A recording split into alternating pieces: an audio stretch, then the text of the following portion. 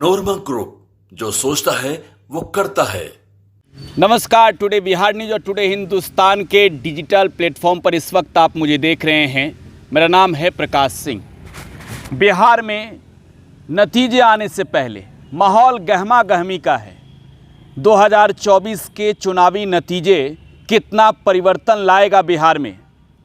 क्या बिहार में महागठबंधन एक मजबूत स्थिति में दिखेगी या फिर से 2019 के जैसे बिहार में नरेंद्र मोदी का जादू चलेगा?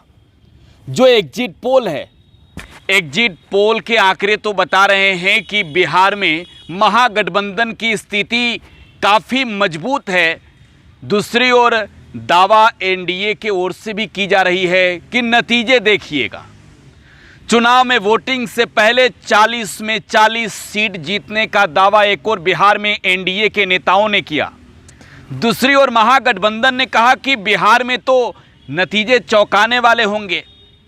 अगर बिहार के बैटल ग्राउंड की बात करें तो यहाँ पर एक और नरेंद्र मोदी और नीतीश कुमार, तो दूसरी ओर राहुल गांधी और तेजस्वी यादव।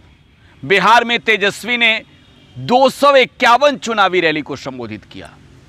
महागठबंधन को मजबूत करने का दावा तेजस्वी यादव लगातार करते रहे। हमारे साथ इस वक्त दो वरिष्ठ पत्रकार हैं और इनसे जानेंगे बिहार के फिलहाल माहौल को लेकर, क्योंकि नतीजे कल आने वाले हैं और आज तारीख 3 जून है। तो एग्जिट पोल पर बिहार के प्रत्येक सीटों का हाल समझकर ये आपको बताएंगे कि माहौल इस बार कैसा है।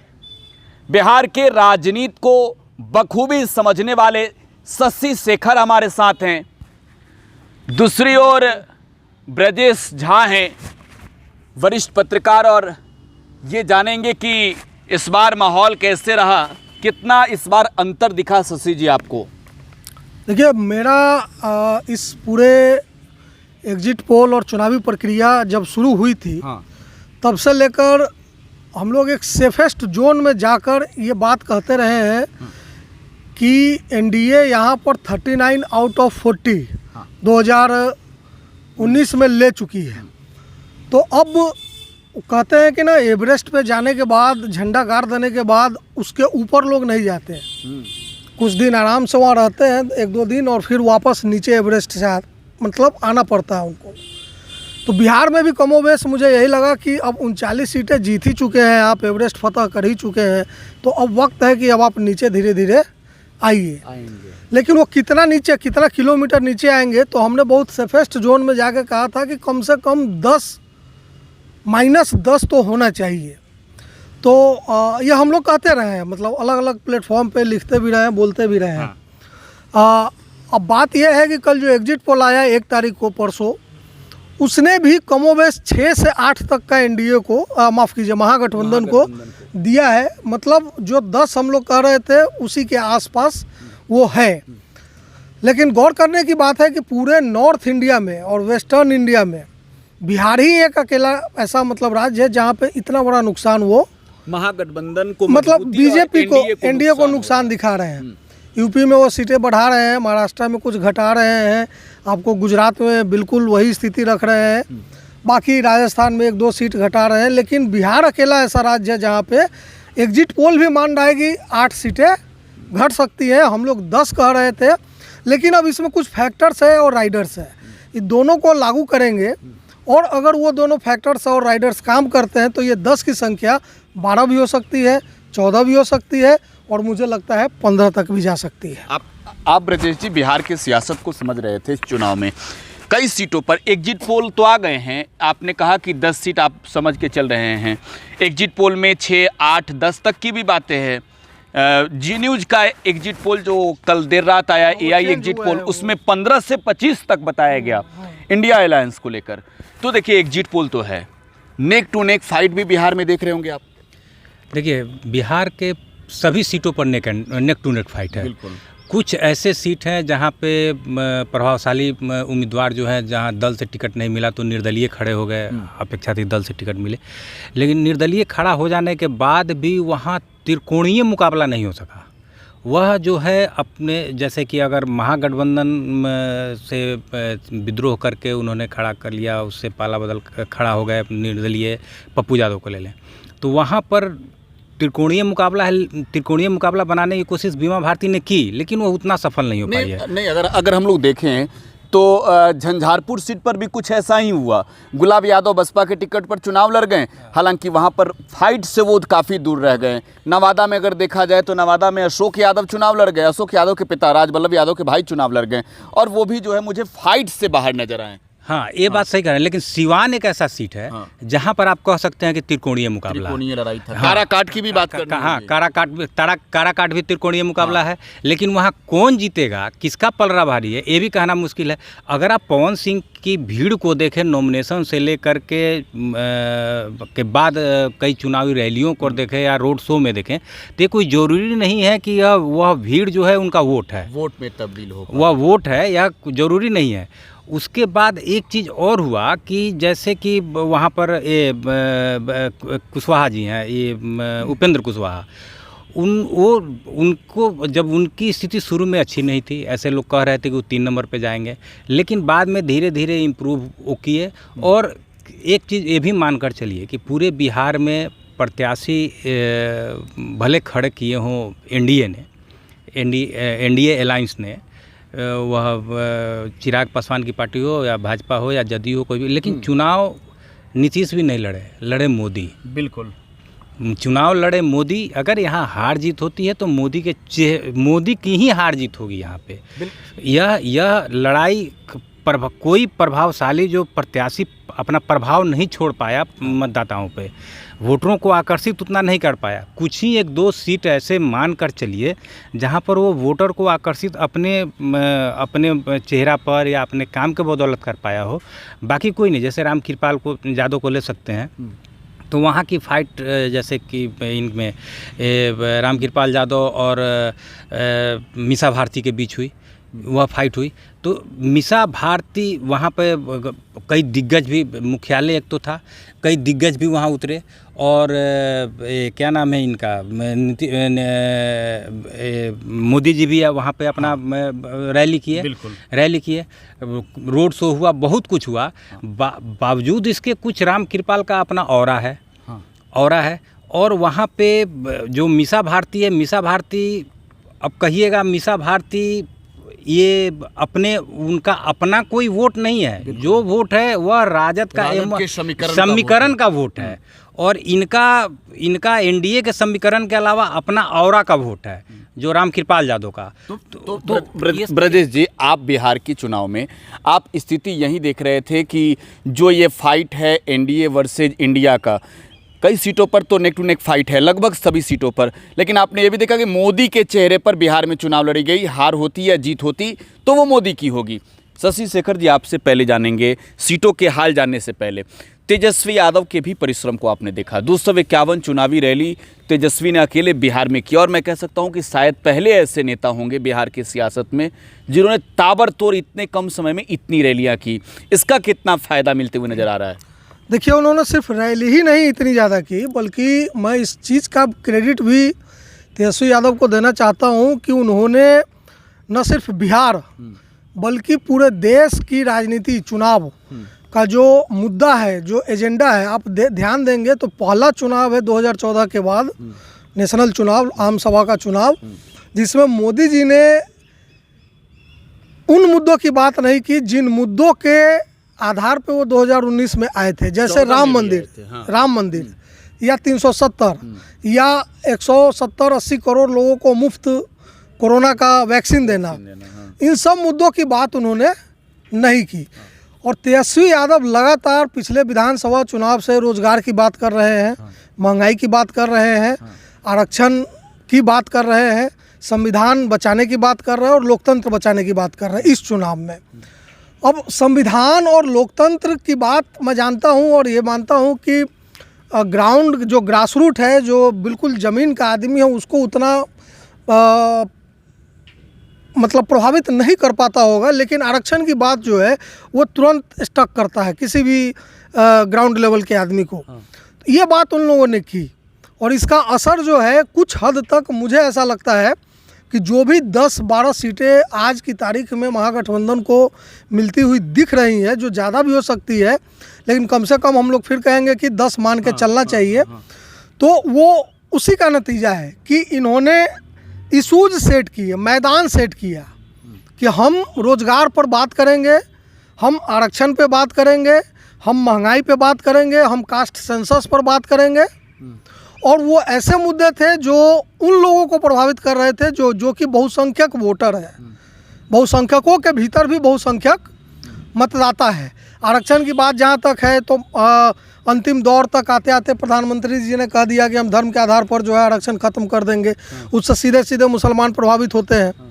लेकिन मुझे मुसलमानों की आपने बात की तो किशनगंज की लड़ाई मुझे याद आ रही है। किशनगंज में जावेद चुनाव लड़ रहे थे कांग्रेस के टिकट पर, क्षेत्र में काफ़ी नाराजगी थी। मुजाहिद आलम चुनाव लड़ रहे थे जेडीयू से, और वहाँ पर अख्तरुल इमाम चुनाव लड़ रहे थे ओवैसी की पार्टी आईएमएम से। लेकिन एक दिलचस्प चीज़ ये लगा कि उसी दिन लालू प्रसाद का एक बयान आ जाता है कि भाई हम मुसलमानों के लिए भी आरक्षण चाहते हैं, पूरा आरक्षण चाहते हैं। और प्रधानमंत्री अररिया में चुनावी रैली करते हैं और अररिया में जाकर प्रधानमंत्री जी कह देते हैं कि अरे ये लोग देख रहे हैं मुसलमानों की बात कर रहे हैं।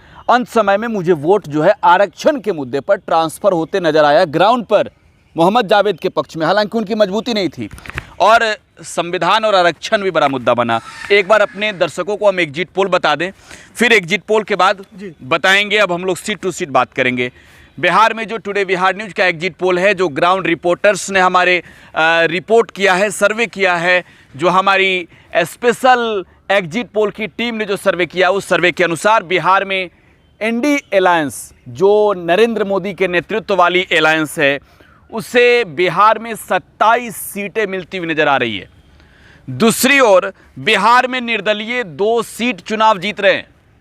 तो वहीं बिहार में अगर देखा जाए तो महागठबंधन 11 सीटों पर चुनाव जीतती हुई नजर आ रही है।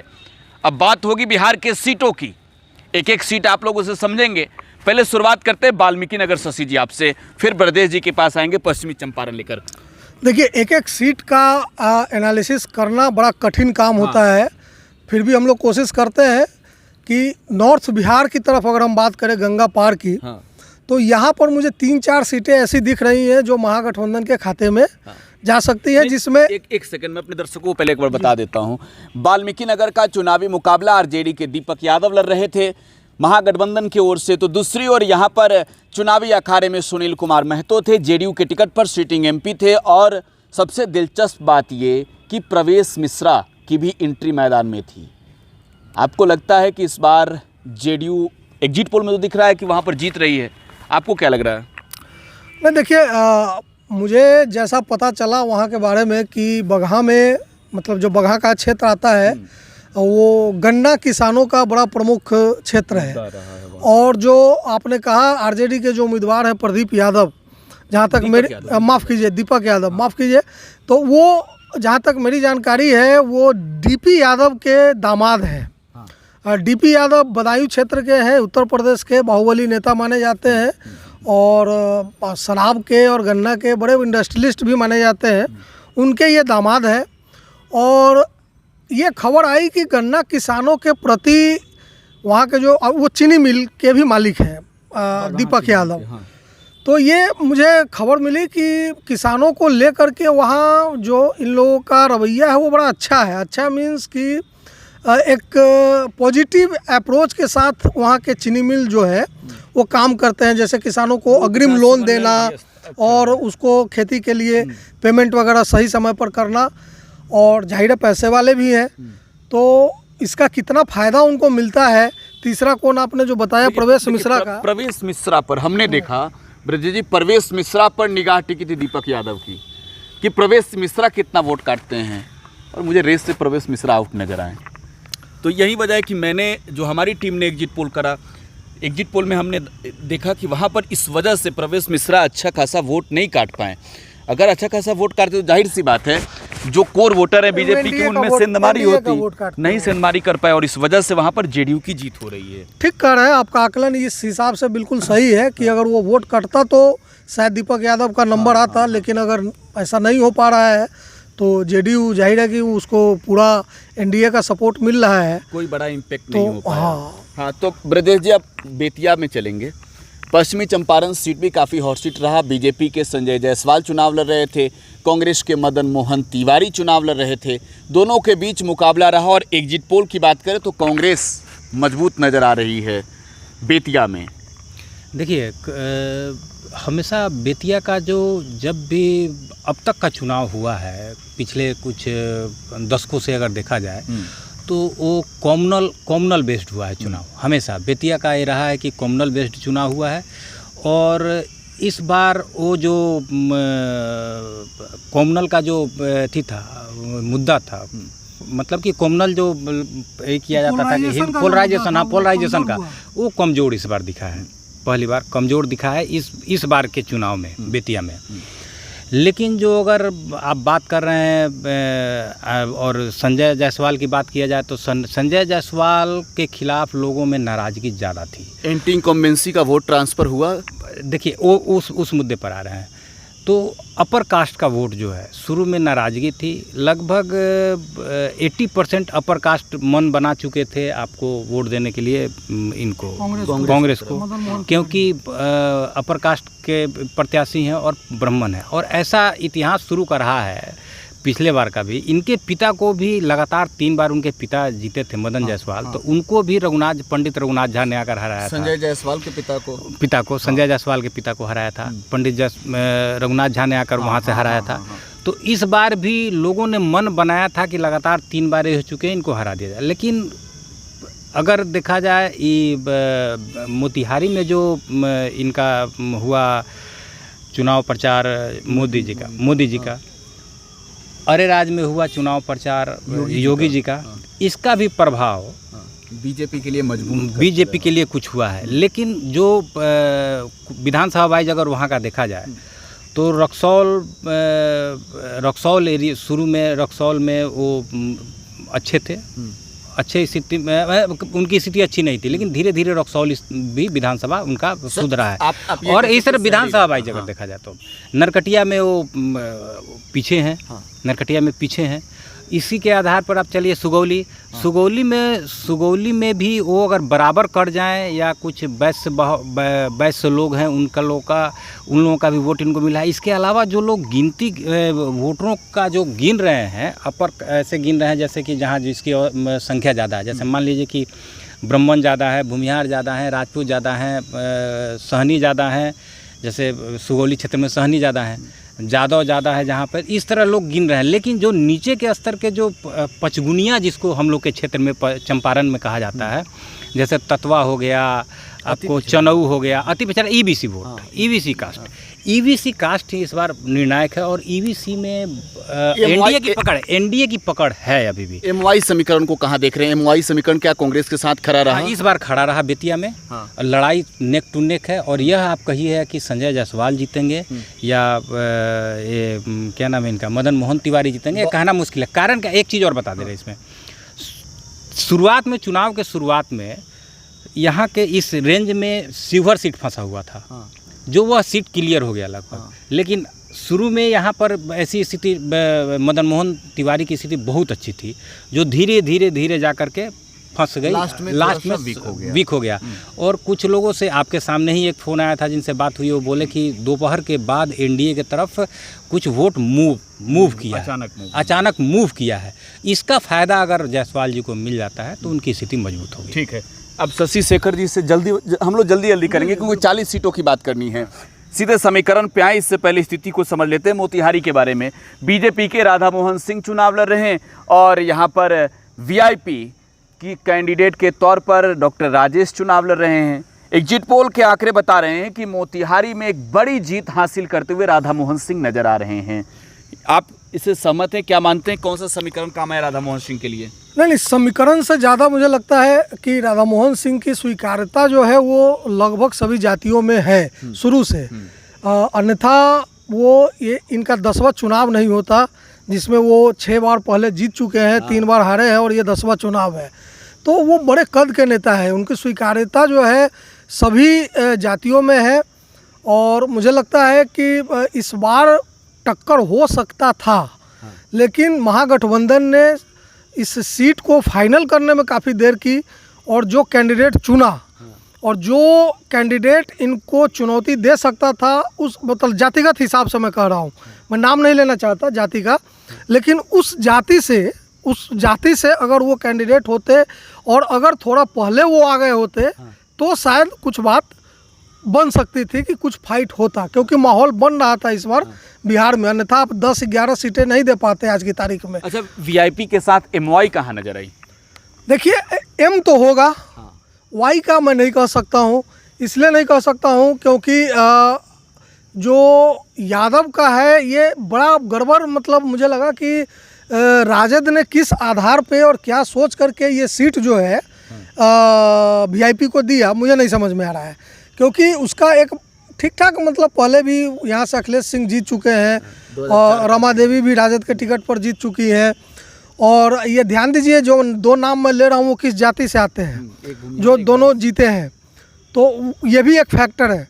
ऐसे में तेजस्वी यादव ने क्यों दिया वीआईपी को ये सीट, अब उसके बाद वीआईपी ने डॉक्टर कुशवाहा को ये सीट क्यों दिया, ये मेरी समझ में फ़िलहाल नहीं आ रहा है। इस वजह से मुझे लगता है कि टाइम कम होना, चुनाव चिन्ह का जो लेडीज़ पर्स था, नाम था पहले वीआईपी का चुनाव चिन्ह, लेडीज़ पर्स आ गया, वो अचानक बदला, वो लोगों के दिमाग में नहीं बैठ पाया होगा। मुझे नहीं लगता वो बैठाने की कोशिश भी की गई पार्टी के द्वारा या कैंडिडेट के द्वारा। तो इस सब का मिला जुला लाभ जो है राधा मोहन जी को मिलेगा, मिल सकता है। चलिए, तो मोतिहारी के बाद शिवहर की बात कर लेते हैं। शिवहर में एग्जिट पोल का आंकड़ा ये कह रहा है कि जो लड़ाई शिवहर में आरजेडी की रितु जायसवाल और जेडीयू की लवली आनंद के बीच है, शिवहर की फाइट को आरजेडी की रितु जायसवाल जीतती हुई नजर आ रही है, बहुत कम आंकड़े से। देखिए शिवहर, ब्रजेश भाई, मैं थोड़ा सा ज़्यादा इस पर बोलना चाहता हूँ कि शिवहर की बात जब मैं करूँ तो उसमें मैं 2 सीट और जोड़ना चाहता हूँ, वैशाली और मुंगेर का। क्यों? क्योंकि मैं एक पैटर्न चाहता हूं कि आप भी समझें और आपके दर्शक भी आप उनको बताएं, ताकि ये समझ में आए कि क्या ये पैटर्न था या नहीं था। वैशाली में भूमिहार को आरजेडी ने टिकट दिया, मुन्ना शुक्ला को, और जो मेरी जानकारी है 90 से 95% भूमिहार ने मुन्ना शुक्ला को वोट किया। एक नया प्रयोग रहा। अब आप चले जाइए मुंगेर, तो ललन सिंह वहाँ पे थे, ललन सिंह जेडीयू से, और ये पता चला कि वहाँ पे भूमिहारों ने खूब उनको वोट दिया। ठीक है।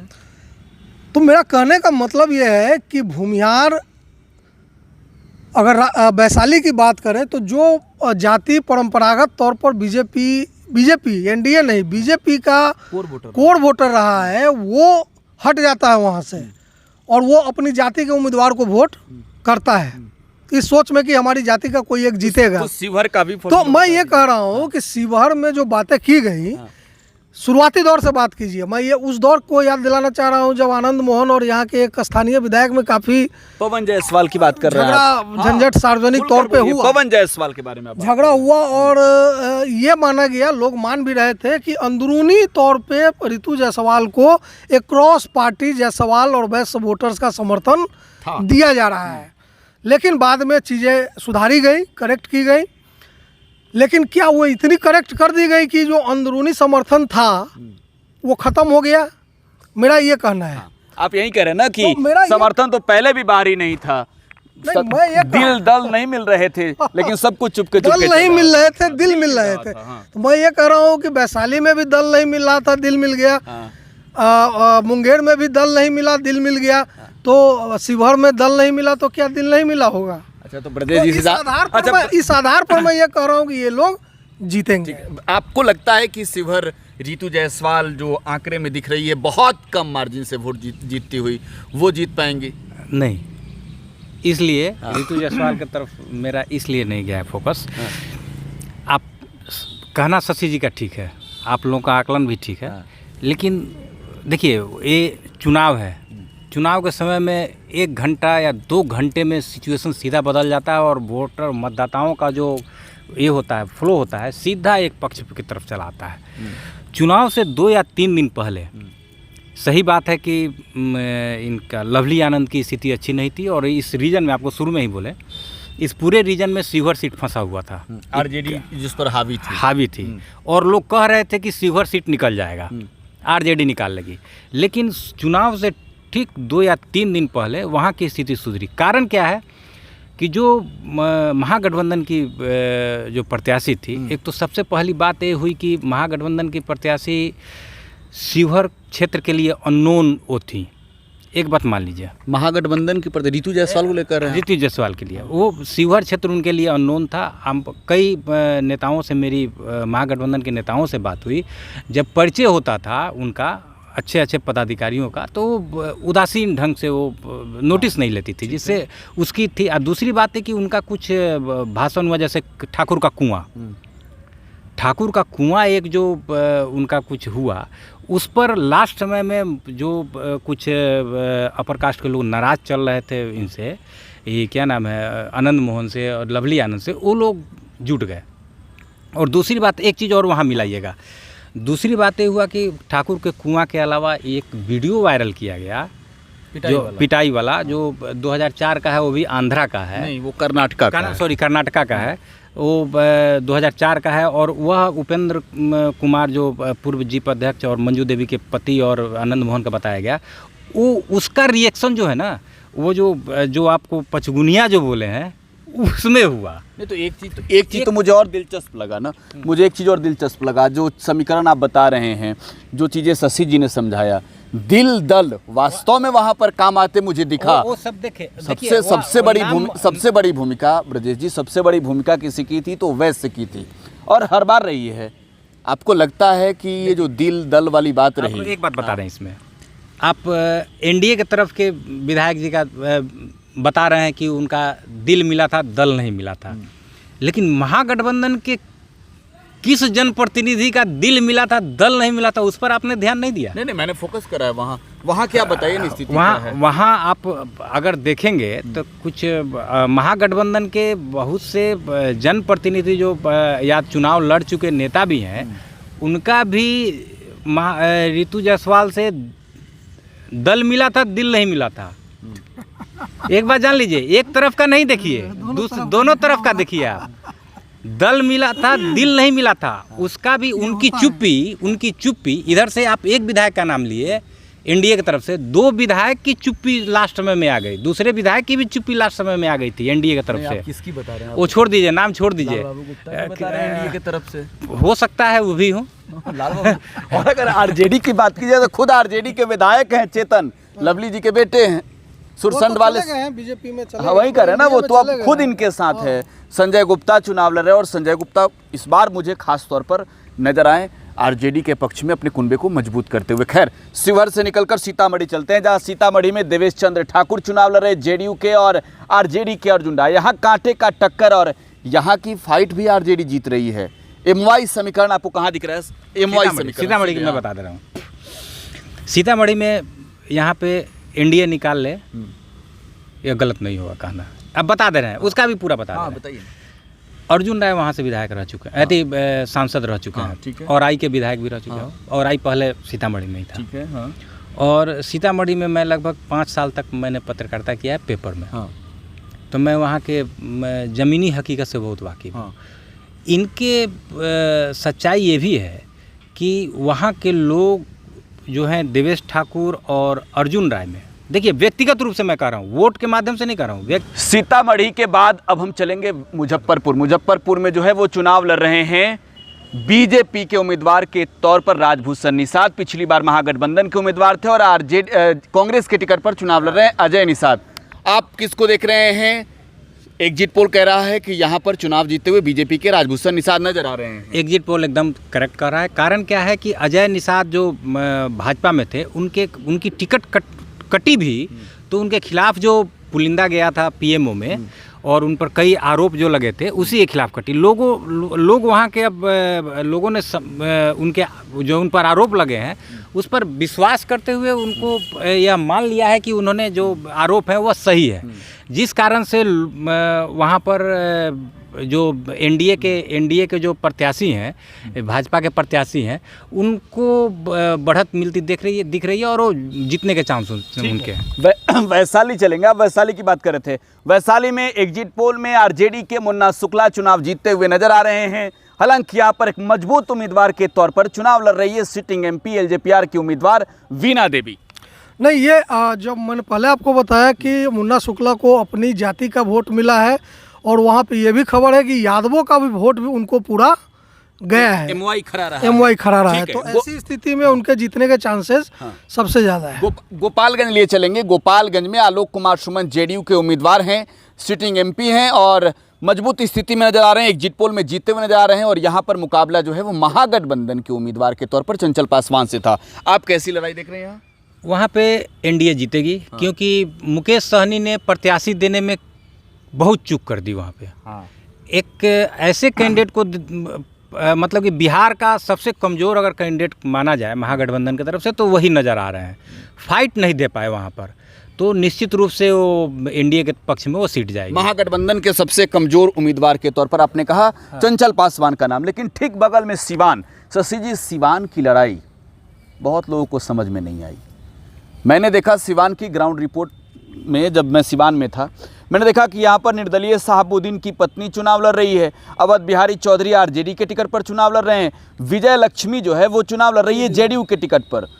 जो वोटर कोर तौर पर माने जाते थे एनडीए के, बीजेपी के, जेडीयू के, वो चले आए। उन लोगों ने कहा कि वोट घेंट कटवा को साथ नहीं देंगे। तो स्वर्ण जो वोटर हैं, फॉरवर्ड वोटर जो होते हैं, उनके कोर वोटर हैं, उनका मूविंग जो है वो हेना साहब के पक्ष और हुआ। और एग्जिट पोल कह रहा है कि हेना साहब चुनाव जीतती हुई नजर आ रही है। बहुत हद तक ये सही लग रहा है, और इसीलिए लग रहा है कि वहाँ पे जो आपने कहा घेट कटवा, वो माले का क्षेत्र रहा है। तो एक स्पष्ट डिवीज़न बंटवारा जो है कास्ट लाइन पे होता हुआ दिख रहा है। और वहाँ का वोट किधर? मुस्लिम का वोट नहीं, निश्चित तौर पे मुस्लिम वोट का जो बड़ा चंक होगा वो हिना साहब के साथ ही जाएगा और जेडीयू के साथ जाएगा, इस पर हमको डाउट है। तो लोग कह रहे हैं कि जो निर्दलीय 2 सीटें हैं कम से कम, उसमें एक आप सिवान भी मानकर चलिए। हिना साहब का भी मान लेंगे, दूसरे सीट की भी बात करेंगे, हम लोग आएंगे दूसरे पर भी। अब इसके बाद बात करेंगे महाराजगंज की। ब्रजेश जी, महाराजगंज में चुनाव लड़ रहे हैं जनार्दन सिंह सिग्रीवाल बीजेपी के टिकट पर, सिटिंग एमपी, 10 सालों से सांसद हैं। दूसरी ओर आकाश सिंह अखिलेश सिंह के बेटे हैं। चुनावी लड़ाई जो है वो बुजुर्ग वर्सेस नौजवान के बीच थी। एग्जिट पोल का आंकड़ा जो कह रहा है वो बेहद चौंकाने वाला है। प्रधानमंत्री की रैली हुई, इसके बावजूद बहुत कम मार्जिन से चुनाव जीतते हुए नजर आ रहे हैं बीजेपी के जनार्दन सिंह सिग्रीवाल। देखिए, वहाँ पर अगर जातीय गोलबंदी हुई थी, ऐसी बात नहीं कि नहीं हुई थी, वहाँ पर भूमिहार भर से राजपूत की जातीय गोलबंदी हुई थी। और उसमें जो अपर कास्ट जो है वह अन्य अपर कास्ट जो है वो लोग भी निर्णायक मोड में हैं, क्योंकि जो अगर देखते हैं कांग्रेस की तरफ तो उनका कोर वोट था थी मुस्लिम एमवाई भी था, लेकिन एमवाई में भी एम अगर उनके साथ था तो वाई कुछ कटा है सिग्रीवाल साहब की तरफ, कुछ कटा है, ऐसी बात पूरी तरह से नहीं कटा है, कुछ कटा है। और अंत शुरू में लड़ाई तो बड़ा टफ था, अभी भी लास्ट तक लड़ाई टफ हुआ वहाँ पर, लेकिन सिग्रीवाल आकाश मजबूत स्थिति में धीरे धीरे आते चले गए। मोतिहारी की तुलना में बहुत मजबूत स्थिति में। सबसे बड़ा दिलचस्प चीज ये था ब्रजेश जी कि जो छपरा में कांड हुआ चुनाव के बाद, वही वहाँ फायदा वो उसका फायदा सिग्रीवाल को मिल गया। नहीं, सिग्रीवाल को नहीं, सॉरी आकाश जी को मिल गया, आकाश सिंह को मिल गया, वहाँ उसका फायदा मिला और मजबूत टूट रहा और वह मजबूत स्थिति में बनते चले गए। जो एक तरफा जीत यहाँ पे राधा मोहन जी की हुई थी आकाश के खिलाफ, वह वहाँ पे ऐसा नहीं रहा। और वहाँ आकाश ने फाइट दिया है आपको जनार्दन सिंह सिग्रीवाल को, लेकिन जनार्दन सिंह सिग्रीवाल जीतेंगे, बहुत कम मार्जिन से हालांकि जीत रहे हैं। ठीक है, अब चलेंगे छपरा। और छपरा की राजनीति को समझने वाले समझते हैं कि छपरा से बहुत कुछ शुरू होता है, बहुत कुछ तय होता है। छपरा में लालू प्रसाद यादव पहली बार 77 में चुनाव लड़े, 27 साल की उम्र में सांसद बन गए जेपी मूवमेंट के बाद। और छपरा में इस बार लालू यादव की बेटी लड़ रही है आरजेडी के टिकट पर। दूसरी ओर चुनाव लड़ रहे हैं बीजेपी के राजीव प्रताप रूडी। पहली बार मैंने बिहार में किसी भाजपा उम्मीदवार का इतना कॉन्फिडेंस हिला हुआ देखा। बिल्कुल रोहिणी के खिलाफ कोर्ट जाना, बीजेपी के शायद ही अपने किसी उम्मीदवार को बिहार में देखा होगा ब्रजेश जी और शशि जी। पॉलिटिकल बैटल एग्जिट पोल क्या कहता है? एग्जिट पोल कह रहा है कि यहाँ भी टक्कर है, बड़ी लड़ाई है। आरजेडी की रोहिणी आचार्य हालांकि फाइट जीतती हुई नजर आ रही है। टक्कर है और उसमें एज मिलता हुआ दिख रहा है रोहिणी आचार्य को। और उसकी वजह भी है, बाद में जो दुर्भाग्यपूर्ण घटना वहाँ पे हुई, गोलीबारी की जो बात हुई, वो स्पष्ट संकेत है कि वहाँ कास्ट लाइन पे क्लैश हुआ है। तो अगर कास्ट लाइन पे क्लैश हुआ है और कास्ट के नेम पे पोलराइजेशन हुआ है, तो जाहिर है कि लोकतंत्र में पोठिया मछली की संख्या ज़्यादा है, रोहू की कम है। चलिए अब इसके बाद हाजीपुर ले चलते हैं। हाजीपुर बेहद दिलचस्प सीट बना, क्योंकि यहाँ से एलजेपीआर के चिराग पासवान चुनाव लड़ रहे हैं और शिवचंद्र राम आरजेडी के चुनाव लड़ रहे हैं। तेजस्वी ने तो पहले ही कह दिया कि आप चिराग जी हार रहे हैं, लेकिन एग्जिट पोल के आंकड़े कह रहे हैं कि यहाँ पर चिराग सुरक्षित हैं, जीत रहे हैं। देखिए, शिवचंद्र राम उतने प्रभावी हाजीपुर में नहीं हो पाए। तेजस्वी ने पूरा जोर लगाया हाजीपुर में, और चाचा का आशीर्वाद दिखाने के लिए मिला चिराग को, लेकिन वो उसके दिखाने के लिए इसे मिला, लेकिन बावजूद इसके अपने बदौलत यंग है। देखिए, एक चीज़ है, यंग में चिराग का क्रेज़ तो है, क्रेज है। पिता ने वहाँ पर बहुत कुछ उनके पिता ने काम किया है, वह भी उनके साथ जुड़ा हुआ था, तो हाजीपुर से उनकी स्थिति मजबूत है। ब्रजेश भाई, दूसरे चाचा ने सुना है कि कुछ खेल कर दिया है। देखिए, दूसरे चाचा ने नीतीश चाचा की बात कर रहे हैं कि उन्होंने शायद कुछ खेल कर दिया है। लेकिन एक खेल और है। हाजीपुर के ठीक बगल के सीट, हाजीपुर के ठीक बगल की सीट समस्तीपुर ले चलते हैं। समस्तीपुर में ही बड़ा खेल हुआ है। दो मंत्री के बच्चे चुनाव लड़ रहे थे। एक और नीतीश कुमार के खासम खास अशोक चौधरी के बेटी सांभवी चौधरी एलजेपीआर की उम्मीदवार हो गई, और एलजेपीआर से नीतीश कुमार का कैसा नाता रिश्ता है आप भी जानते हैं और आप भी जानते हैं। लेकिन दिलचस्प रहा कि महेश्वर हजारी के बेटे चुनाव लड़ गए, सन्नी हजारी से हमारी मुलाकात हुई तो उन्होंने कहा कि नहीं, पिता ने समर्थन हमको किया, नीतीश कुमार ने कहा कि हटा देंगे। आप एग्जिट पोल में जो है यहाँ पर चुनाव जीतते हुए नजर आ रही है सांभवी चौधरी। नहीं, बिल्कुल ठीक कह रहे हैं, और उसका फ़ायदा सांभवी को एक और है कि वो बेटी दलित की है और बहू एक भूमिहार की है, तो दोहरा फ़ायदा मुझे लगता है कि उनको मिलता हुआ दिख रहा है। लेकिन कुछ लोगों ने ये भी कहा है कि सन्नी हजारी भी कोई बहुत कमज़ोर कैंडिडेट के तौर पे वहाँ नहीं उतरे हैं। उनकी भी स्थिति ठीक है, और जो आप कह रहे हैं कि फाइट है, तो वहाँ भी फाइट है, लेकिन एज जो है वो सांभवी चौधरी के पास जाता हुआ दिख रहा है। ठीक है, उजियारपुर ले चले नित्यानंद राय के क्षेत्र में। नित्यानंद राय बीजेपी के टिकट पर चुनाव लड़े और यहाँ पर आरजेडी के आलोक मेहता चुनाव लड़े। दिलचस्प लड़ाई रही। यादव का गढ़ है ये, जातीय तौर पर हर बार यादव चले जाते हैं बीजेपी के साथ। बिहार में कहने को यादव जो हैं वो रहते हैं तेजस्वी के साथ। इस बार की फाइट जो है वो उजियारपुर की दिलचस्प नजर आई। एग्जिट पोल में आरजेडी के आलोक मेहता चुनाव जीतते नजर आ रहे हैं। देखिए, उजियारपुर की बात जो आप जहाँ तक कह रहे हैं, नित्यानंद राय की स्थिति वहाँ पर सही बात है कि फाइट तो हुई है, निश्चित रूप से फाइट, मतलब कि नेक टू नेक वहाँ भी फाइट है।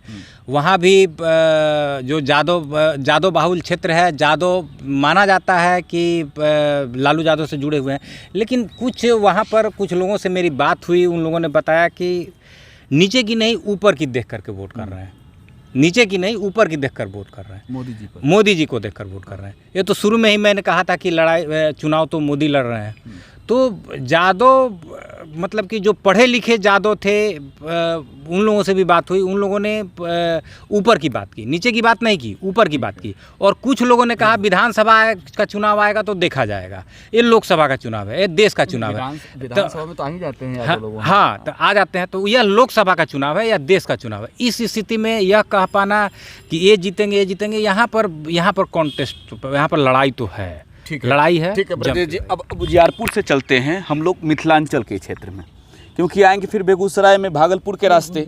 मिथिलांचल में चलते हैं हम लोग मधुबनी में अली अशरफ फातमी आरजेडी के टिकट पर चुनाव लड़ रहे हैं। चुनाव से ठीक पहले जेडीयू छोड़कर आ गया, तेजस्वी यादव ने टिकट थमा दिया। यहाँ पर अशोक यादव चुनाव लड़ रहे हैं, और यादवगढ़ की बात आपने की और यादव में नित्यानंद राय की बात हुई, तो यहाँ पर बात जो है वो अशोक यादव की भी होगी। यादव होते हुए बीजेपी से चुनाव लड़कर यादवों का वोट हासिल कर लेते हैं, और इस बार एग्जिट पोल में अशोक यादव फिर से जीतते हुए नजर आ रहे हैं। वो सिटिंग एमपी हैं। नहीं, लेकिन मेरी खबर दूसरी है। मेरी खबर ये है कि वहाँ से फातमी जीत सकते हैं, और इसलिए जीत सकते हैं कि जो ये अशोक यादव हुकुमदेव नारायण यादव के बेटे हैं, और वहाँ के लोगों का कहना है कि ब्राह्मण में भी, झाजी जो लोग ब्राह्मण हैं वो भी बड़ी संख्या में है, और मधुबनी में मुस्लिम भी बड़ी संख्या में है। तो ब्राह्मणों में ये जो वहाँ के ब्राह्मण झाजी लोगों से मेरी बात हुई, उनका कहना था कि नए लड़कों को छोड़ करके जो पुराने लोग हैं, मतलब उम्र में, उन्होंने नहीं दिया है, वो अशोक यादव से खफा है, और वो लोग दिए हैं आरजेडी को वोट। हाँ, तो तो आप शशि जी ये कह रहे हैं हाँ, कि कि वहाँ मधुबनी की लड़ाई जो है वो अली अशरफ फातमी के पक्ष में है। के पक्ष में चुनाव जीतते हुए नजर आ रहे हैं। तो 1+ हम लोग कर सकते हैं और 1- बीजेपी में करेंगे। 12 सीटें बिहार में बीजेपी जीत रही थी, अब 11 करके शशि शेखर जी के अनुसार हम लोग इसे अब लाते हैं, यहाँ 1 जोड़ देते हैं, 8 में 9 कर देते हैं, ठीक है। लेकिन ठीक दरभंगा चलते हैं। दरभंगा में चुनाव लड़ रहे हैं गोपाल जी ठाकुर, सिटिंग एमपी। ललित यादव बिहार सरकार में मंत्री रहे महागठबंधन में, वो आरजेडी के टिकट पर चुनाव लड़ रहे हैं और यहाँ पर भी चुनाव जीते हुए बीजेपी ही नजर आ रही है। देखिए, दरभंगा इस मिथिलांचल में कहा जाता है कि पढ़े लिखे लोगों का जगह है वह।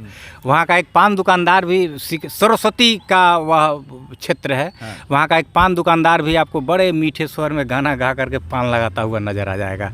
तो कहा जाए कि सरस्वती पुत्रों की वह जगह है। तो पढ़े लिखे लोगों में अगर बात कीजिएगा तो उनमें एनडीए का क्रेज तो है, एनडीए का क्रेज है। और वहाँ के लोग सेंसिटिव ज़्यादा हैं, चुनाव को लेकर के कहिएगा तो ज़्यादा एथी रहते हैं, मतलब जागरूक हैं, चुनाव का राजनीति को लेकर ज़्यादा जागरूक हैं और उस पर बातें भी ज़्यादा किया करते हैं। और आप सहमत हैं एग्जिट पोल से? हाँ, वहाँ के एग्जिट पोल से सहमत है। ठीक है, झंझारपुर ले चलते हैं। हम लोगों ने झंझारपुर के जिक्र किया, जहाँ से सुमन महासेठ चुनाव लड़ रहे हैं, जहाँ गुलाब यादव चुनाव लड़े और झंझारपुर में रामप्रीत मंडल जेडीयू के टिकट पर चुनाव लड़े। शशि शेखर जी यहाँ पर एग्जिट पोल में जेडीयू के रामप्रीत मंडल चुनाव जीतते हुए नजर आ रहे हैं। सबसे बड़ी चीज़ एक और दिलचस्प है, ये त्रिकोणीय लड़ाई वाली सीट रही, यहाँ पर फाइट से बाहर नजर आ रहे हैं गुलाब यादव। आप बिल्कुल ठीक कह रहे हैं और शायद ये सीट वीआईपी को गया है और सुमन महासेठ, उन पर उनके बारे में कहा जाता था कि वो कहा जाता है कि वो आरएसएस और भाजपा से जुड़े हुए लोग हैं और क्लियरली बैकग्राउंड वही है। और ये आरोप भी लगा था वीआईपी पे कि सीटों के साथ खिलवाड़ किया गया है। तो जैसे गोपालगंज की सीट के साथ खिलवाड़ किया गया, मुझे लगता है झंझारपुर के साथ भी यही खिलवाड़ किया ठीक है, अब अररिया की बात कर लेते हैं। अररिया में बीजेपी के प्रदीप सिंह चुनाव लड़ रहे हैं, आरजेडी के शहनवाज चुनाव लड़ रहे हैं, पूर्व में आरजेडी के सरफराज चुनाव लड़े थे, यहाँ पर बीजेपी के प्रदीप सिंह चुनाव लड़ रहे हैं और ये बताया जा रहा है कि प्रधानमंत्री की रैली के बाद माहौल वहाँ पर बदला है। हालांकि कई एग्जिट पोल में आरजेडी के उम्मीदवार चुनाव जीत रहे हैं, लेकिन यहाँ पर टुडे बिहार न्यूज के रिपोर्टर्स ने, जो हमारी सर्वे टीम ने एग्जिट पोल किया, उनका कहना है कि बीजेपी के प्रदीप सिंह चुनाव जीत रहे हैं। देखिए, जहाँ जहाँ भी प्रधानमंत्री का रैली हुआ तो वहाँ तो वोट तो प्रभावित हुआ, वहाँ भी प्रधानमंत्री का रैली हुआ है अररिया में तो वोट प्रभावित हुआ है। आपका आकलन सही है। ठीक है, अब ले चलेंगे आपको कटिहार। कटिहार में जो है वो तारिक अनवर चुनाव लड़ रहे हैं कांग्रेस के टिकट पर और यहाँ पर चुनाव लड़ रहे हैं दुलारचंद गोस्वामी, सिटिंग एमपी हैं, जेडीयू के टिकट पर चुनाव लड़ रहे हैं। दिलचस्प बात यह है कि कांग्रेस के लिए अच्छी खबर है, कांग्रेस कटिहार की सीट जीतती हुई नजर आ रही है। नहीं, काफ़ी वरिष्ठ नेता है तारिक अनवर, पहले भी लगातार वो कई बार जीते हैं और आप जो आकलन लगा रहे हैं वो ठीक ही है, वो जीत सकते हैं वहाँ से। ठीक है, किशनगंज में मोहम्मद जावेद चुनाव लड़ रहे हैं कांग्रेस के टिकट पर। पहले ही कह दिया कि उनको वोट मिला है। हाँ, तो इसकी चर्चा हम लोगों ने शुरू में ही कर ली थी। तो किशनगंज छोड़कर पूर्णिया चलते हैं। पूर्णिया पर दोनों लोगों का विश्लेषण चाहेंगे और चाहेंगे हर्षित आप थोड़ी सी दूर से दिखाइए ताकि दोनों लोग अपने अपने विचार रखें और ये बताएं कि पप्पू यादव पूर्णिया के चुनाव लड़कर जीतते हुए नजर आ रहे हैं। संतोष कुशवाहा जेडीयू के संतोष कुशवाहा बड़ी मार्जिन से हारते हुए नजर आ रहे हैं। एग्जिट पोल में 20% वोटों से जो है वो हारते हुए नजर आ रहे हैं और आरजेडी की बीमा भारती आउट हो गई है। शशि शेखर जी, देखिए, पहला तो ये कि पप्पू यादव के साथ कांग्रेस और राजद दोनों ने इनजस्टिस किया। शुरुआत में जब उन्होंने अपनी पार्टी का विलय कर लिया था तब कांग्रेस को कम से कम इस तरह की हरकत नहीं करनी चाहिए थी जैसा कि किया गया। हाँ। लेकिन अच्छा, वो भी वहाँ तक भी ठीक था, लेकिन उसके बाद राहुल गांधी वहाँ चले गए, इससे उनको बचना चाहिए था।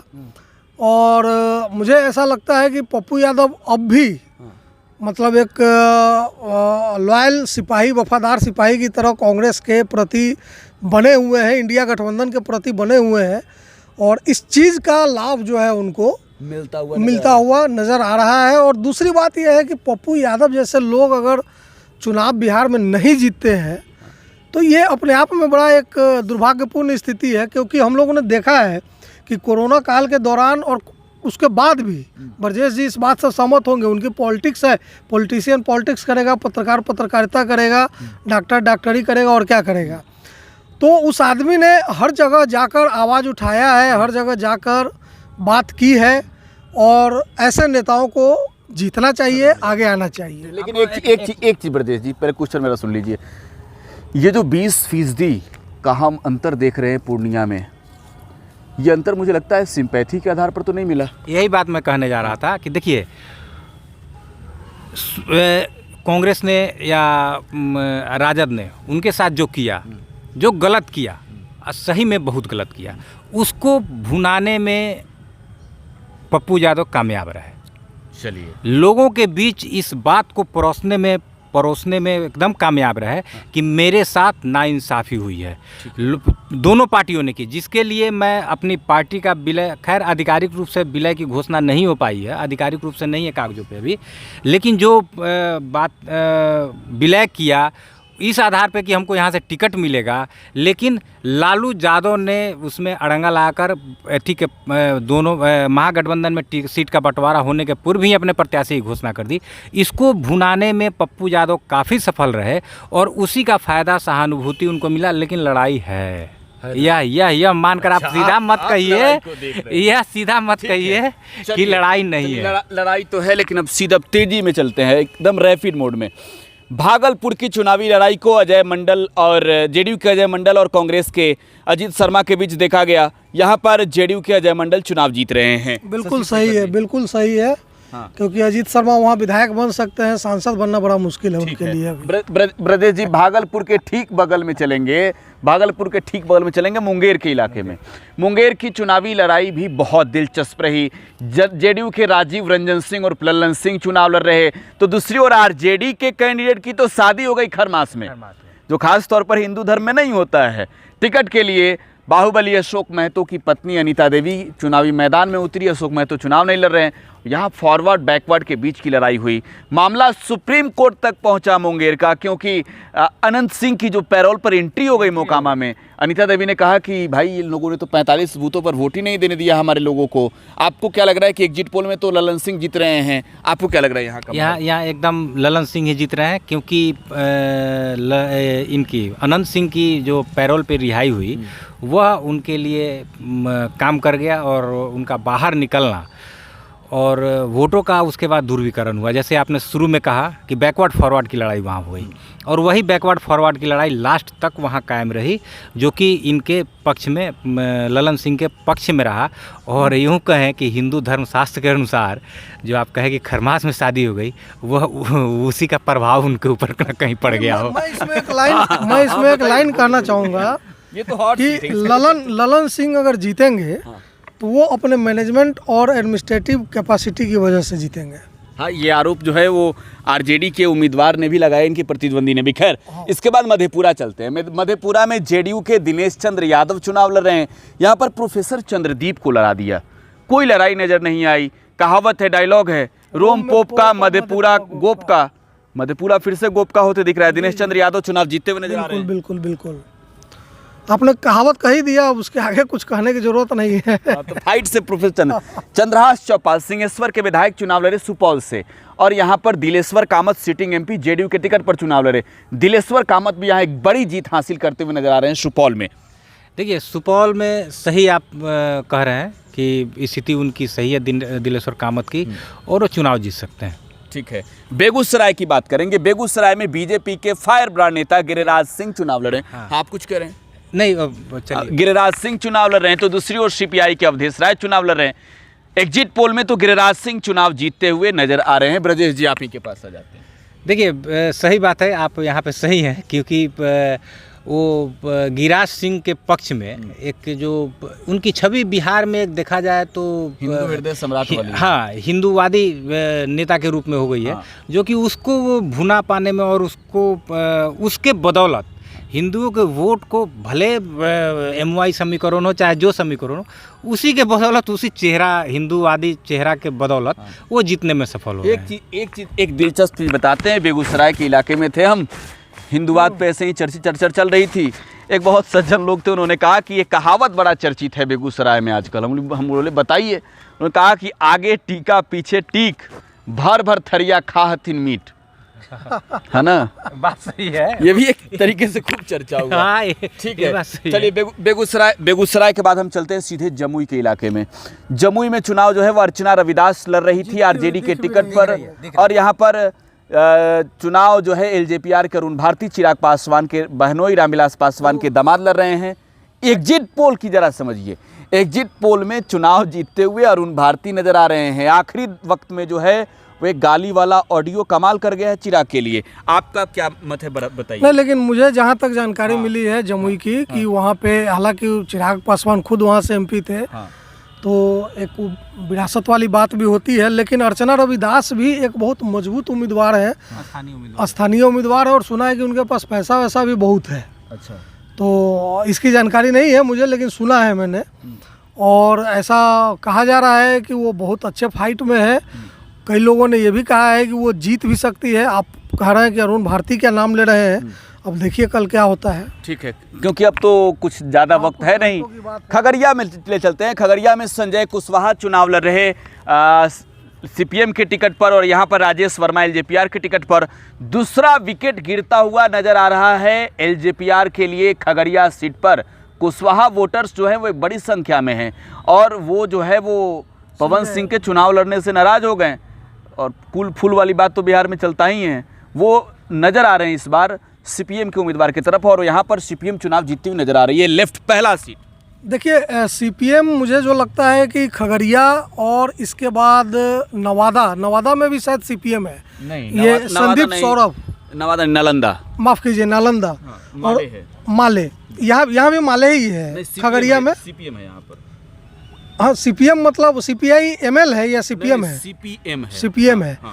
लेकिन ये जो एलजेपी के उम्मीदवार हैं ये बिल्कुल मतलब नए उम्मीदवार है, युवा है और इंडस्ट्रियलिस्ट है, और ऐसा आरोप लगाया जा रहा है ब्रजेश भाई कि शायद कुछ पैसे वैसे का खेल वहाँ पे हुआ है। खेल हम बता देते हैं। जी बताइए।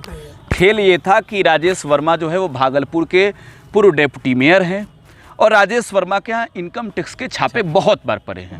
राजेश वर्मा को लेकर ये कहा जाता है पैसे वाले तो हैं, ज्वेलर्स की शॉप है उनकी, लेकिन एक चीज़ बहुत चर्चा में रहा, गुंडा बैंक।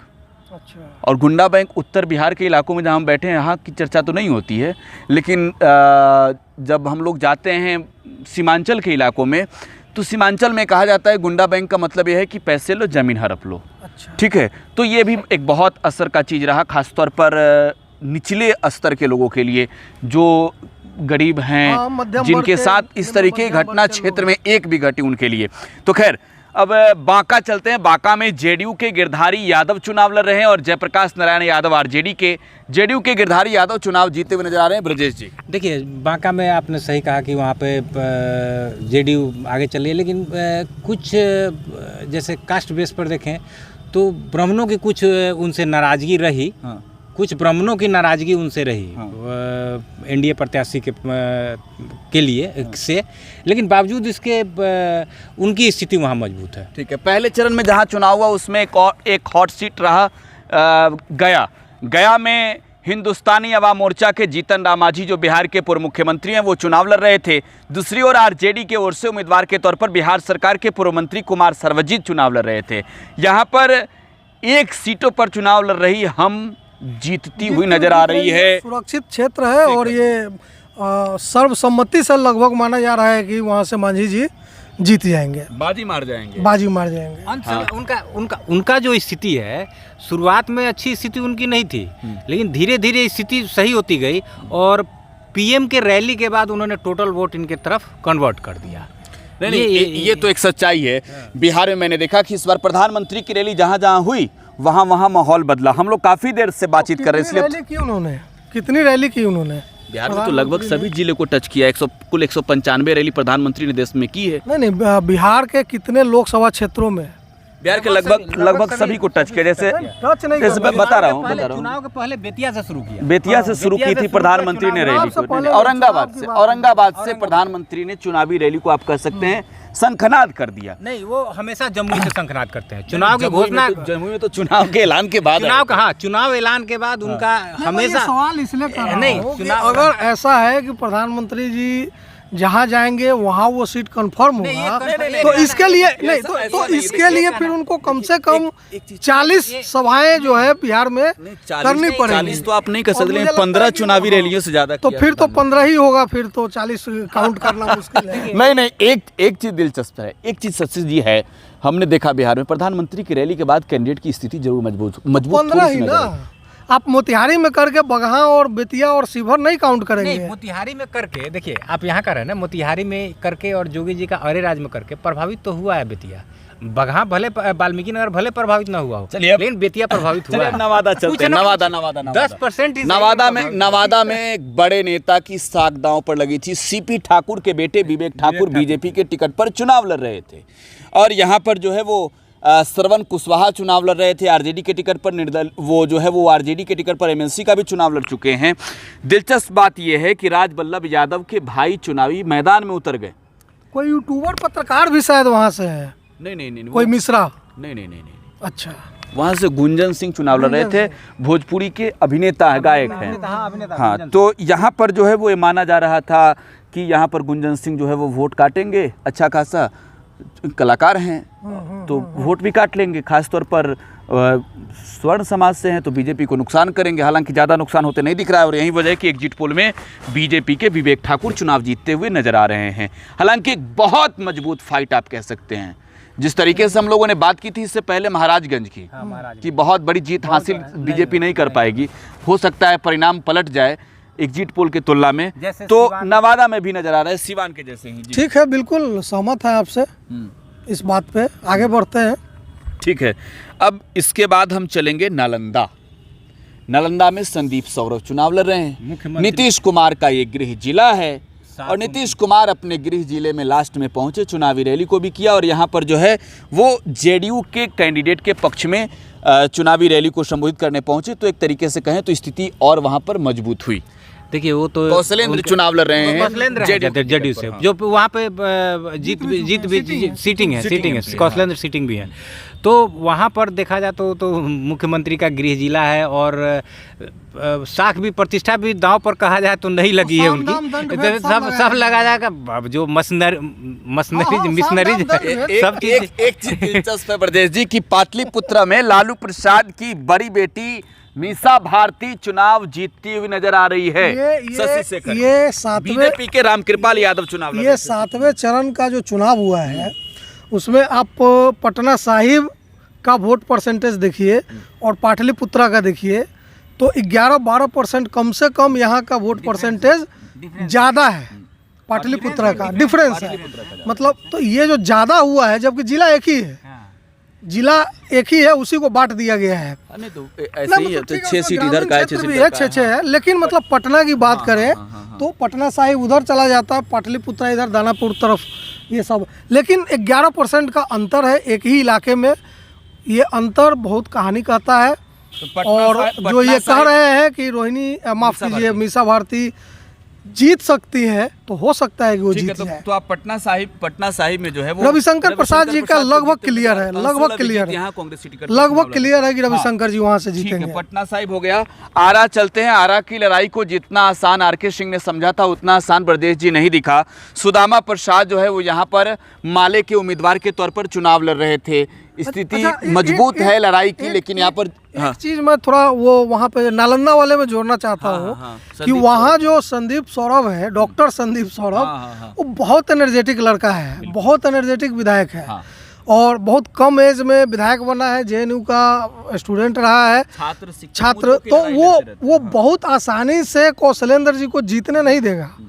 अगर वो साम दाम दंड भेद लगेगा भी, तब भी बहुत आसान जीत नहीं होने देगा। मेरा नालंदा में लोगों ने कहा कि ये उम्मीदवार बहुत बेहतर हैं, लेकिन ये नीतीश कुमार का गृह जिला है, और यहाँ पर और भी मजबूत उम्मीदवार चाहिए, उस लेवल का उम्मीदवार चाहिए। दूसरी चीज़, यहाँ पर पार्टी आरजेडी होती तो लड़ाई और मजबूत होता। इस चीज़ से इत्तेफाक रखते हैं? नहीं बिल्कुल, अगर स्थानीय लोगों की ये राय है तो उसका तो सम्मान करना ही चाहिए, लेकिन हम लोग ये कह रहे हैं कि संदीप सौरभ जैसे लोग बिहार की राजनीति के भविष्य है। ठीक है। आरा में आरके सिंह की बात कर रहे थे। बिहार के राजनीति के भविष्य कन्हैया दिल्ली पकड़ लिए। अच्छा, घूम फिर के फिर बिहार आएंगे। तो देखिए बिहार में तो कन्हैया के लिए जगह थी, लेकिन बनने नहीं दिया लोगों ने। बनने नहीं दिया। चलिए आरा की बता वो एक दीजिए। अलग राजनीति आरा है। में आर- वो अलग राजनीति, वो अलग आरा में राजनीति। आरके सिंह चुनाव जीतते हुए नजर आ रहे हैं, सुदामा प्रसाद मजबूत लड़ाई में नजर आए हैं। देखिए लड़ाई है, लेकिन आरके सिंह जीत जाएंगे। लड़ाई तो रियली में सुदामा प्रसाद ने अच्छी लड़ाई दी है। एक्चुअली वो वहाँ पे। लेफ्ट का गढ़ भी रहा, हाँ, मनोज हाँ, मंजिल को हाँ, जेल हाँ, भेजना भी हाँ, बहुत मुश्किल पड़ा है मुश्किल। इन लोगों के लिए। हाँ तो लेकिन जीतेंगे, आरके सिंह जीते। आरके सिंह के देखिए, आरके सिंह के साथ है कि ब्यूरोक्रेट रहे हैं और ईमानदार ब्यूरोक्रेट्स रहे हैं, और उनकी छवि अच्छी है, ऐसी बात नहीं। लेकिन देखिए राजनीति में कुछ चीज़ें ऐसी होती है जहाँ माइनस पॉइंट क्या होता है, ब्यूरोक्रेट्स अच्छा राजनीतिक कभी नहीं हो सकता है। उसका अपना एक जो इतना साल का एटीट्यूड रहता है, एटीट्यूड वो खत्म नहीं होता है। बावजूद इसके आरके सिंह जीत रहे हैं। चलिए ठीक है, जल्दी जल्दी चलते हैं, 2-4 सीट और बचा हुआ है।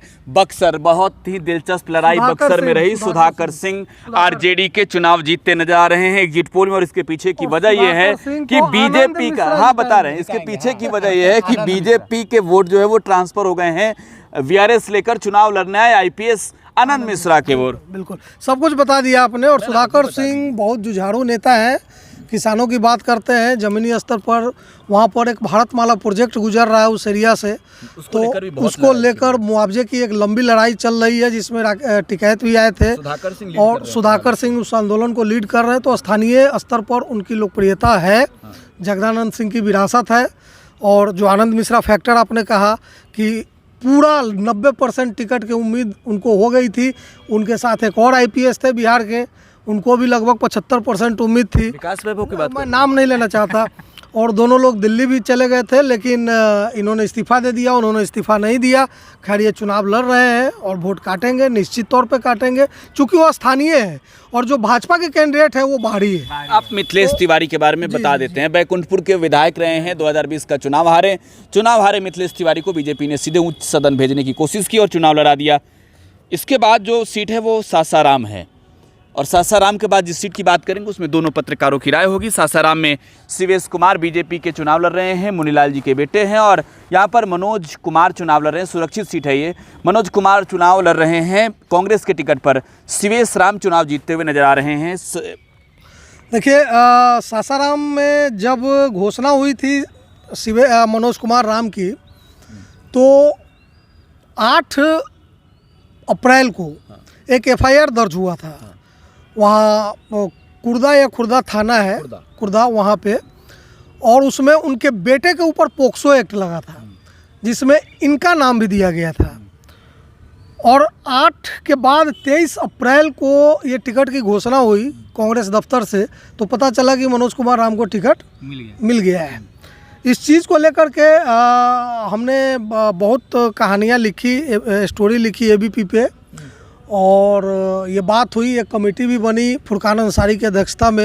ये हुआ कि इस चीज़ की जांच की जाए, लेकिन कांग्रेस वालों ने क्यों नहीं किया मुझे नहीं मालूम, और उनके टिकट को बरकरार रखा। अब चुनाव लड़ रहे हैं वो, आरोप प्रत्यारोप चल रहा है, लेकिन अब देखिए क्या होता है। अब वो जीतते हैं या हारते हैं। वैसे मेरी खबर है कि लड़ाई ठीक ठाक है वहाँ पर तो बीजेपी चुनाव जीत रही है, शिवेश राम चुनाव जीत रहे हैं। लेकिन एक चीज़ और है, इस सियासत में खास तौर पर मुकदमे वाले नेताओं की लिस्ट लंबी है। हाँ, वो और उस पे नहीं एक कहावत भी होता है ना, FIR is not FR, first information report final report नहीं है। तो फाइनल रिपोर्ट न्यायालय का मामला है, पुलिस का मामला है। लेकिन आगे हम चलेंगे काराकाट, बेहद दिलचस्प लड़ाई। उपेंद्र कुशवाहा की साख दांव पे लगी, राजा राम सिंह कुशवाहा माले के उम्मीदवार। दिलचस्प ये रहा कि पवन सिंह चुनाव लड़ गए। भोजपुरी सिनेमा जगत के पावर स्टार कहे जाते हैं, सुपरस्टार कहे जाते हैं। ग्राउंड पर भीड़ बटोर ली। ब्रजेश जी ने बताया कि भीड़ वोट में तब्दील नहीं होता। मुझे लगा कि युवा तो लास्ट में उनके साथ दिख रहे हैं। कुशवाहा का क्या होगा भाई? लोगों ने कहा, कुशवाहा जाति के लोगों ने, क्योंकि मैं आगे कुशवाहा की ही बात करूंगा, और इसका सीधे इस पर असर भी पड़ा। कुछ लोगों ने कहा कि बीजेपी ने ही पवन सिंह को मैदान में उतारा। पवन सिंह ने कहा कि मैं मोदी का हनुमान हूँ, मैं मोदी के पथ पे चलने वाला हूँ। देखिए कई बार ये आरोप लगते हैं लेकिन वो बैकफायर कर जाता है। सवाल है कि बीजेपी क्यों उतारेगी उनको, बीजेपी उतार कर उनको अपना ही वोट खराब करेगी। तो जैसा कि ब्रजेश भाई ने कहा, मैं इस बात से सहमत हूँ कि हर बार भीड़ वोट में तब्दील हो जाए जरूरी नहीं है। लेकिन अब ये जो वोट काटेंगे पवन सिंह, वो किसका काटेंगे ये बड़ा दिलचस्प होगा। कुछ लोग कह रहे हैं कि लड़ाई मतलब आमने सामने की हो गई है, पवन सिंह बनाम राजा राम सिंह की। यानी आप कुछ लोग ये कह रहे हैं आउट हो चुके हैं उपेंद्र कुशवाहा, लेकिन ऐसा कहना भी मुझे लगता है कि थोड़ा जल्दीबाजी होगा। आप जो कह रहे हैं कि राजा राम सिंह और पवन सिंह की बात, देखिए सही बात है कि वो फिल्म इंडस्ट्री से जुड़े हुए हैं, युवाओं में क्रेज़ है, युवतियों में क्रेज़ है। देखिए लेकिन एक चीज़ मान कर चलिए कि ये सही बात है कि आपने जो कहा कि उपेंद्र कुशवाहा की स्थिति वहाँ बहुत ख़राब है, और या जो आपने कहा कि वहाँ पर पवन सिंह कह रहे हैं कि हम मोदी के हनुमान हैं, लेकिन सही वहाँ पर बीजेपी ने बैकअप किया रहता तो प्रधानमंत्री वहाँ पर सभा करने नहीं जाते। प्रधानमंत्री वहाँ सभा करने का, और रियली बात है कि जो पहले से शुरू से हम लोग कहते आ रहे हैं कि प्रधानमंत्री की सभा करने के बाद कुछ सीट पे माहौल बदला है, उसमें कारा काट भी है। ठीक है ब्रजेश जी, आप एक चीज़ तो मानेंगे ना, बिहार की राजनीति को आप बहुत लंबे समय से दोनों लोग समझ रहे हैं, एक चीज़ को तो मानेंगे ना कि भाई जाति बहुत महत्वपूर्ण होता है। बिल्कुल। और राजपूतों का वोट जो है वहाँ पर लगभग 2.5 लाख के करीब है। राजपूत वोट, सही बात आप बोल रहे हैं। राजपूत, एक चीज़ हमेशा ध्यान दीजिएगा कि कुछ कास्ट बिहार में ऐसे हैं कि उनका अगर कैंडिडेट रहे, वो अगर उनको ऐसा लगता हो कि एक कैंडिडेट अगर जीत जाएगा, मेरा कैंडिडेट जीत जाएगा, जीते या ना जीते फाइट दे सकता है, तो उसको वोट दे देंगे। अन्यथा वो वहाँ पर कुछ अपना ये देखेंगे कि अगला कैंडिडेट कैसा है, मेरे लायक है या नहीं, हम लोगों के लायक, हमारे कास्ट के लायक है नहीं, तब उसके तरफ मूव करेंगे। ठीक है। अब अगला जो है 2 सीट और बचा हुआ है। 2 सीट बचा कौन कौन तो है, एक जहानाबाद, दूसरा औरंगाबाद।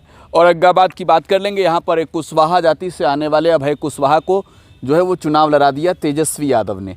दिलचस्प ये रहा कि वो जेडीयू में थे, टिकारी से विधायक रहे 2015 में, सॉफ्ट लैंडिंग जो है उनकी हुई आरजेडी में, और लालू यादव ने टिकट थमा दिया। ब्रजेश जी, वो तो जो चुनाव, लेकिन एक जीत पोल में बता देते हैं, सुशील सिंह चुनाव लड़ रहे हैं यहाँ पर बीजेपी के टिकट पर, सिटिंग एमपी हैं, चुनाव जीतते हुए हालांकि नजर आ रहे हैं, बहुत मजबूत फाइट यहाँ पर देते हुए नजर आ रहे हैं अभय कुशवाहा। सुशील सिंह एक मान लीजिए कि सही में एक अच्छे मतलब क्या कहें, वहाँ पे मजबूत उम्मीदवार हैं वहाँ के लिए। और जो आप कास्ट लाइन के आधार पर कास्ट लाइन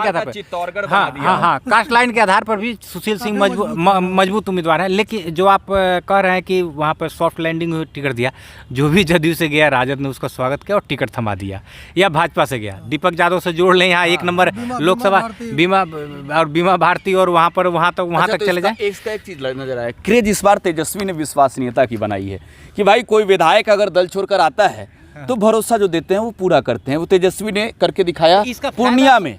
इसका फायदा सब जगह नहीं मिला। ये टिकट दल छोड़कर आने वाले, इसको शॉर्ट टर्म फायदा के तौर पर मत देखिए, ये तो लॉन्ग टर्म है। हाँ, लॉन्ग टर्म फायदा। तेजस्वी यादव अपनी राजनीति में भी इस चीज का पॉजिटिव एक इम्पैक्ट होगा। मौजूदा समय में तेजस्वी यादव बिहार के सियासत में उभरते हुए सितारा हैं। लालू प्रसाद यादव के बाद जो है वो आरजेडी के नंबर 1 नेता वही हैं। तो जाहिर सी बात है आरजेडी अपने और किसी को खींचेगी, तो ये उम्मीद तो रहेगा ना कि तेजस्वी ने जो कहा। एक चीज इसमें बता दे रहे हैं आपको, एक चीज बता रहे हैं कि लालू यादव पटना में है, तो यह टोटल रणनीति या टोटल चीज़ लालू यादव का ही है। क्योंकि विधानसभा में लालू यादव होटवार जेल में थे, रांची, वहाँ से लालू यादव जो निर्णय करके यहाँ भेजते थे, उनके वहाँ से पटना पहुँचते वो निर्णय बदल जाता था, जिस कारण से काफ़ी नुकसान तेजस्वी को उठाना पड़ा था। ब्रजेश जी, लेकिन इस बार के चुनाव में बता रहे हैं, इस बार के 2024 का चुनाव में बता रहा हूँ कि कैंडिडेट सिलेक्शन से लेकर सब कुछ तेजस्वी ने तय किया, नहीं, संजय यादव ने तय किया।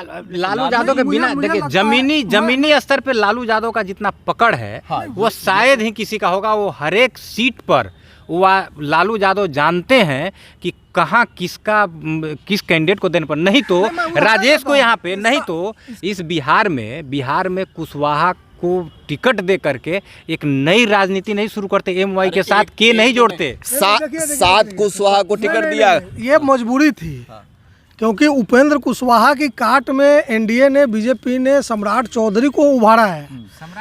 सम्राट नहीं उभारा है, डिप्टी सीएम अभी आप नहीं कह सकते उभार। देखिए सिंबोलिज्म होता है ना, तो उस सिंबोलिज्म से, परसेप्शन से लड़ने के लिए, ए टू जेड को साबित करने के लिए आरजेडी को ये करना ही था।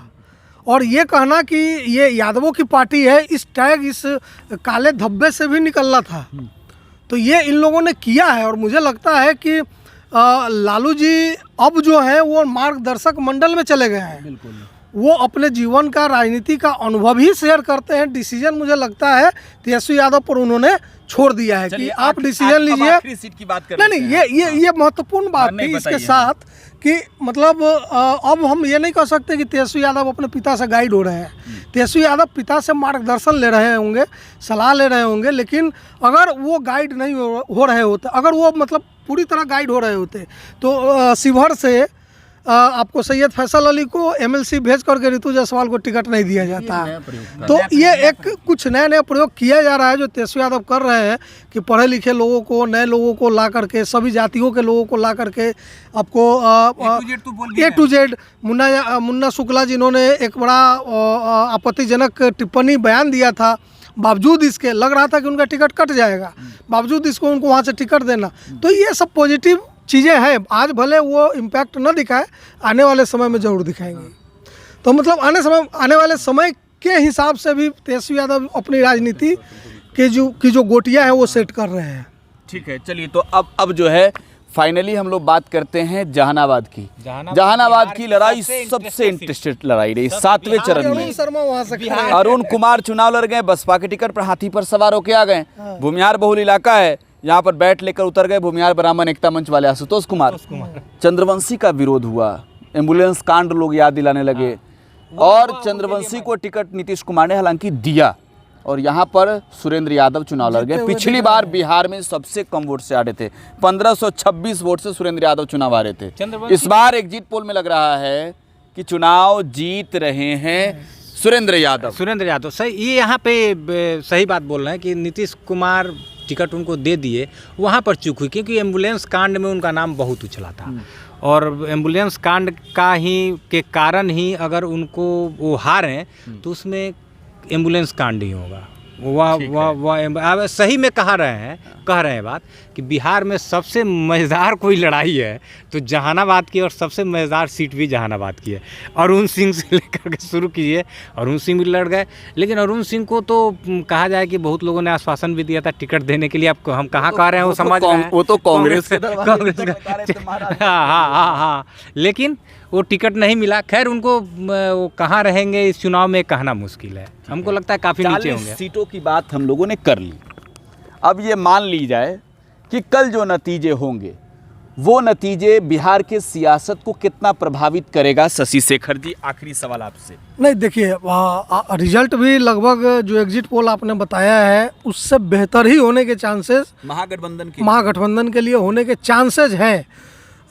मतलब जितनी चर्चा हम लोगों ने की, तीनों लोगों ने, तो 7-8 से बढ़ के 10 या 10 से बढ़ के 12 भी हो सकता है। तो अगर इतना होता है, इतना हो जाता है इस स्थिति में, तो तय मानिए कि तेजस्वी यादव 2020 के विधानसभा चुनाव के बाद एक बार फिर अपने पॉलिटिक्स को, अपने विज़न को, अपने एजेंडे को बड़ी मजबूती के साथ एस्टैब्लिश कर देंगे बिहार में। नीतीश कुमार को रिथिंक करना पड़ेगा कि 2025 का विधानसभा चुनाव उनको किसके साथ रहकर लड़ना है।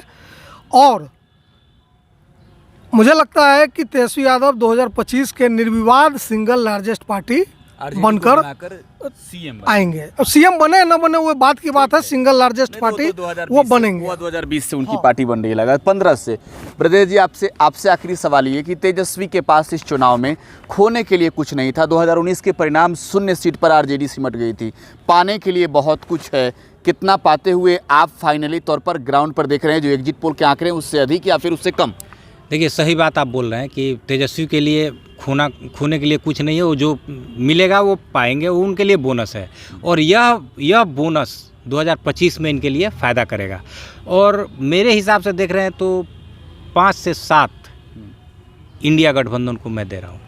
ठीक है, तो सीनियर जर्नलिस्ट ब्रजेश झा थे और शशि शेखर, और हम लोगों ने चर्चा की बिहार के 40 सीटों के एग्जिट पोल पर। खैर, जाते जाते एक प्रसंग रामायण का आपको सुनाया जाता हूँ। रामायण का एक प्रसंग है जो आखिरी में गाने के साथ जुड़ा हुआ है। जो रामायण किसने बनाया? रामायण रामानंद सागर ने, और एक और व्यक्ति ने रामायण बनाया। रामानंद सागर के रामायण की वो एक आखिरी गाने, उसकी लाइन है, यही रात अंतिम यही रात भारी, बस एक रात की ये सब खेल है, आज जो कुछ भी है आज तक का ही है ना।